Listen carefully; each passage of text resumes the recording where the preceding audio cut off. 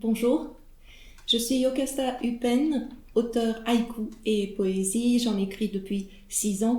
J'ai publié quelques livres. J'ai également une chronique mensuelle sur Radio Laser, une radio de Rennes. Et j'organise 6 fois par an le Kukai de Bruxelles, qui est une rencontre littéraire autour du haïku. Pour cette interview capsule, Carmen Obertin m'a demandé d'évoquer brièvement mon activité pendant cette période de confinement.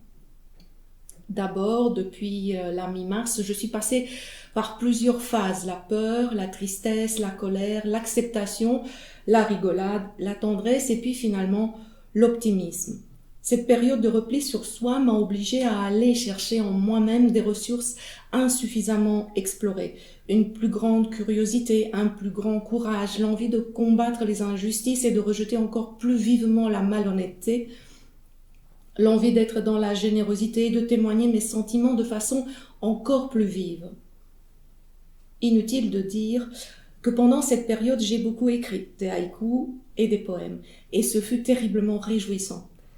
Ensuite, j'ai continué mes chroniques mensuelles pour Radio Laser, et bien sûr, j'ai gardé entre autres le contact avec les auteurs qui participent au Kukai de Bruxelles.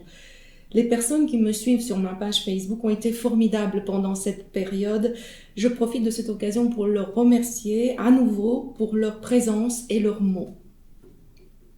Il y a quelques jours, je me suis amusée à rédiger une liste contenant des choses inédites faites pendant cette période de confinement. En voici quelques-unes. J'ai joué au badminton avec ma fille dans le salon. Elle a 9 ans, elle s'appelle Aline. Toujours avec Aline, nous avons fait un petit atelier d'écriture. Pour la première fois, elle a écrit un poème et quelques haïkus.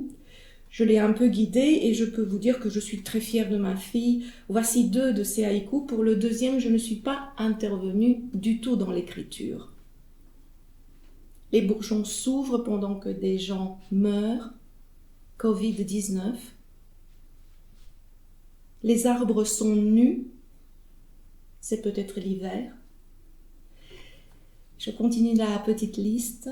Pour Pâques, nous avons colorié les œufs en utilisant des couleurs naturelles, des pelures d'oignons, de la betterave et du curcuma, et le résultat fut très joli. Et pour finir cette liste, j'ai inventé un oracle. Je me suis amusée à ouvrir au hasard pendant 1 semaine le petit Larousse des symboles, et ainsi piocher au hasard un mot. Et je peux vous dire que le hasard a eu des choses à m'apprendre. Faites-le et vous en jugerez par vous-même. À présent, je vais vous lire 2 haïkus et un poème personnel. Je commence par les haïkus. Jour de quarantaine, j'imagine plein de pétales au pied des cerisiers. Dans les acacias, des prémices de grappes, déconfinement partiel. Et je termine avec le poème intitulé « Je te souhaite ». Je te souhaite le chemin des pétales au vent, le chemin des dunes vers la mer du Nord lorsque le ciel bleu épingle ses cerfs-volants. Je te souhaite le chemin longeant des roses tardives vers des jardins d'automne truffés de feuilles, le chemin enneigé à l'heure où les réverbères s'allument et les flocons deviennent inoubliables. Je te souhaite le chemin de la réflexion douce et calme près d'un sanctuaire, peu importe lequel. Je te souhaite le chemin des cours intérieurs autour desquels les pensées cessent de tourner en rond. Le chemin, voilà ce que je te souhaite, le chemin parcouru sur lequel tu aurais pris le temps de regarder jusqu'au plus profond de toi-même.